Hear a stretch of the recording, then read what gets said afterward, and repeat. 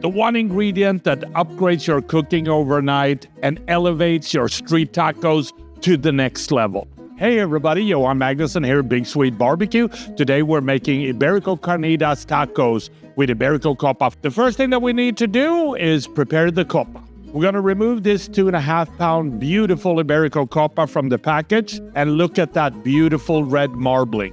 We want to trim this into 6 smaller pieces. We're going to season them richly with flaky sea salt all over. Then we want to melt 2 pounds of pork lard at 300 degrees. When melted, lower the temperature to about 240. We're going to place the Iberico Coppa in the lard, and now we're going to slowly cook this for about an hour. We want to turn the coppa over several times during this hour. After an hour, we're going to lower the temperature to 200 degrees. We're going to add a spice mix, 2 tablespoons of Mexican oregano, 1 tablespoon of black pepper and cumin. We want to add 3 serrano peppers cut in half. We want to add 4 tablespoons of minced garlic.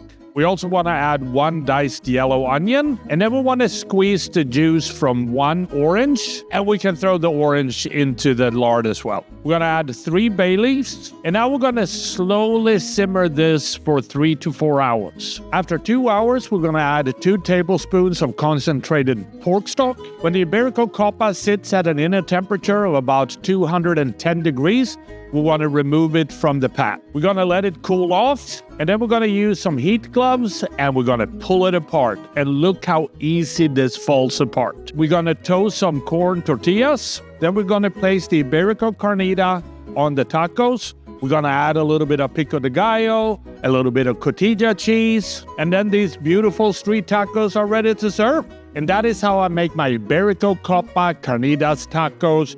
A little bit of squeeze of lime juice on top, and then it's time to try these. The key, tilt the head, not the taco. Here we go.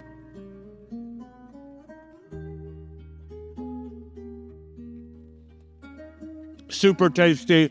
I hope you try this at home. Happy grilling.